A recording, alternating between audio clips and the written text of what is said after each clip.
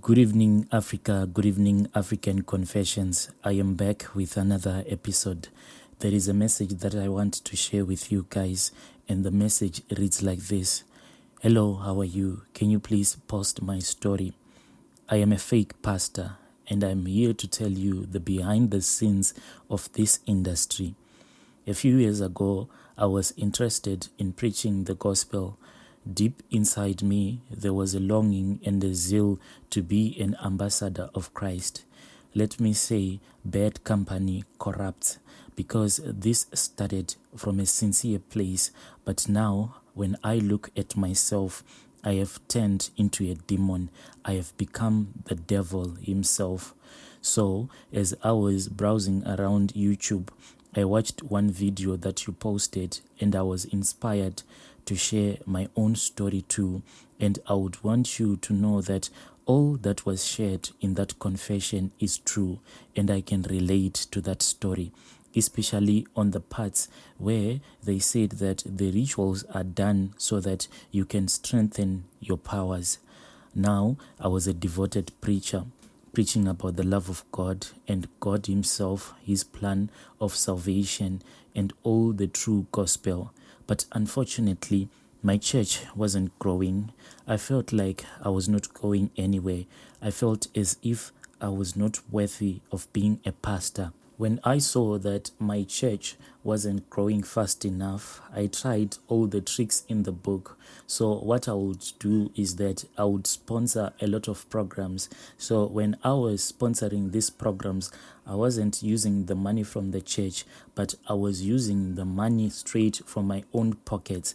But no matter how much I tried, people never appreciated me, and no one took me seriously. There was a time in my life when I felt like I was just useless, because most of the times my church members would compare me with the likes of these famous, powerful pastors. You know, those pastors that are considered powerful here in South Africa.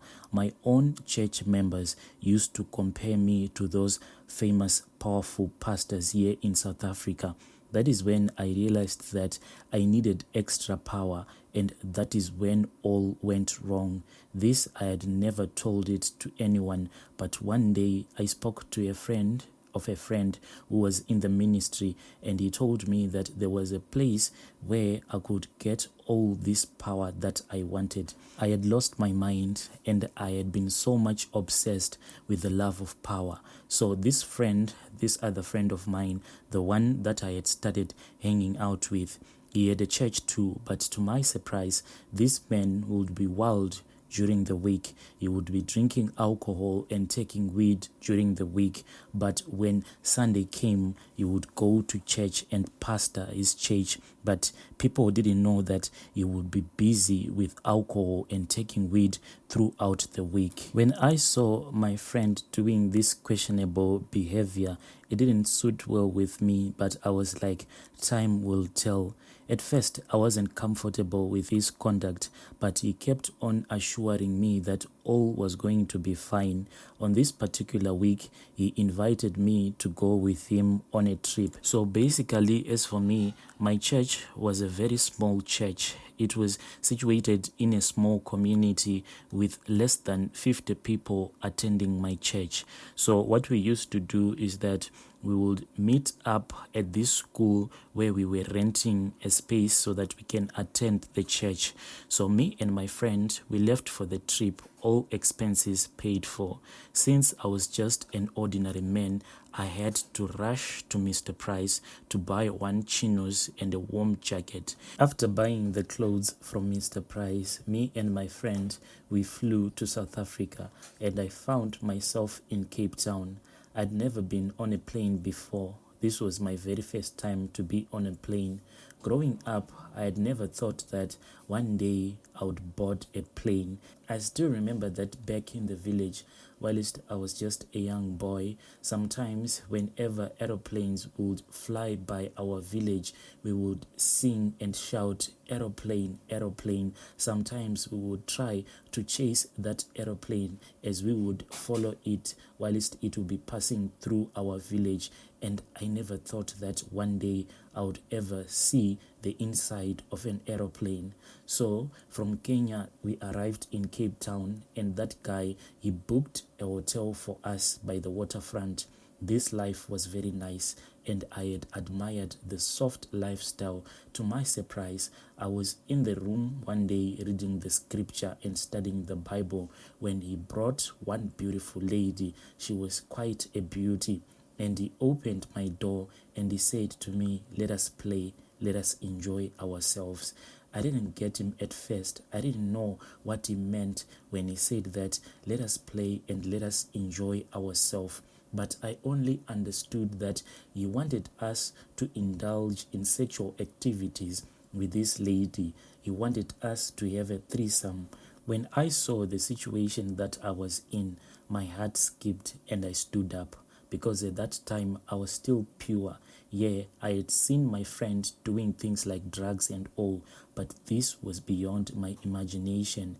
My friend went on and he started to undress that beautiful lady, and he did this in my presence as if they were trying to seduce me. And I think that at that moment, sin entered into my heart. I became so absorbed in this situation, just like any normal human being, especially when you are still a young man. Because when this happened, I was still in my early 20s. I had so much high libido, but I have had it under control. And the more that they seduced me and the more that they touched each other, he kept on inviting me to join him, to enjoy this lady with him, because that girl was so beautiful.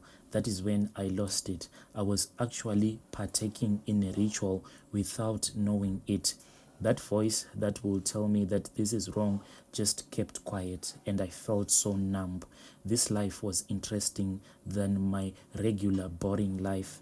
Later in the night, he told me to meet him by the beach, and as I was walking down the beach, I felt like a blanket just covered me, and I started seeing myself going to a place that I never knew existed, and this place was underneath the ocean. We went down to this kingdom.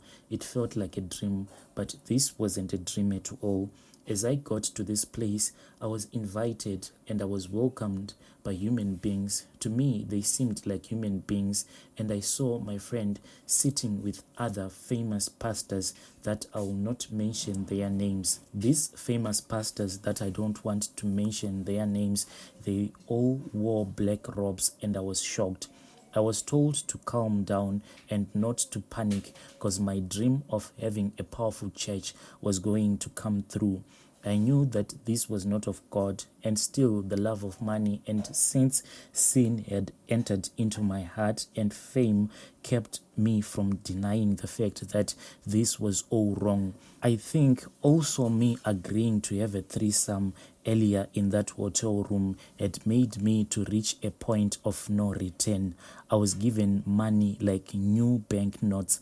I was told that by the time that I reach to my house after the trip, you will find a bag full of money, and the aim was to deceive as many people as possible. The devil has seen that a lot of people do not want to do evil, they want to worship, and why not deceive them in their place of worship? I was also told that the more people I deceived, the more I'll get myself better ranks in this new religion that I had just joined. I accepted everything, and I was told that my friend was going to be my mentor. Next thing, I opened my eyes and I was on the beach. I had been given a ring too, so when I opened my eyes, I saw myself wearing a ring. So this was true, and it was happening. It was not a dream. I walked back to the hotel room and I couldn't stay sober, and we ordered drinks like alcohol. We drank and we drank. I even relaxed. My friend was like, "I am so proud of you," and he thanked me for agreeing to have a threesome and everything, like going underneath the ocean. I had so many questions on how will I operate my church, but all these questions, I was told that you will get the answers very soon. Before we went to sleep, my friend brought two ladies, and I was with this lady till the following morning. So, like in this kingdom that I was in, sex is used as a form of worship in that kingdom. I went to sleep, and in my sleep, I dreamt about a lot of things on how I would operate and where I should go as soon as I went back to Kenya. The following morning, I woke up and we flew back to my country. As I reached home, I found the laundry basket filled with clean US dollars, and I was shocked. The following Sunday, I went to church and I would point at people with the ring, and people would fall all over the place. The people that used to attend my church were shocked with the powers that I had, and I also had upgraded my wardrobe. And after the church, a visitor in my church told me he had a very important message. I then invited him over for lunch, and he had the opportunity to tell me that he had been sent by the other pastor, the ones that I had seen in the kingdom of darkness whilst we were underneath the ocean. And these people all along I thought were true prophets of the Lord. I was supposed to meet them in person that same night. We went for the meeting, and it's true, these people are the ones that I had seen in the previous meeting that I had in South Africa, and they told me how we were to conduct our work and all the meetings we were supposed to have, because we worked for one kingdom. So we were not supposed to be against each other. To my surprise, they had a ring, and some rings were different from mine. I later discovered that these rings differed with the ranks. That night, as I was being driven by the visitor in his car, that visitor is also a pastor who is very famous now in Kenya. And that time, he was still a junior, just like me. Looks like he had joined earlier than me. But the same year, we drove to Mombasa, and as we drove, I saw a very big snake. The way that snake appeared, suddenly it was in front of the car and disappeared, and the man that I was with told me not to be scared of that snake, because this was not going to harm us, but it was directing us to the correct destination. This snake was acting as if it was our GPS. He also told me that it would visit me in my home, and this snake was going to be my protector and my guardian. We drove for about 3 hours, and we were going to do our first ritual that same night. At that time, I had not bought a car yet, because it was just a few days of me arriving from Cape Town back to my home country in Kenya. Everything that was happening to me, it was just happening so quick. I didn't understand what was going on. I was still in shock.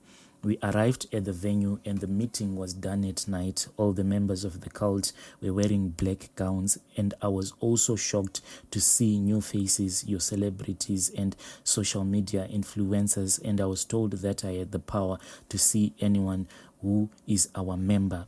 That meeting was my orientation, and I was told how I was supposed to operate.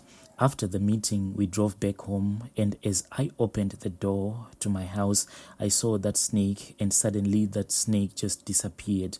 I went to bed. It was in the early hours of the morning. I am tired of typing. I'll be back tomorrow. Dear listeners, right there was an email that we received, and it was forwarded to me by one of our admins via WhatsApp. I'll be waiting for part 2 to that story. Please let us meet again in the following episode.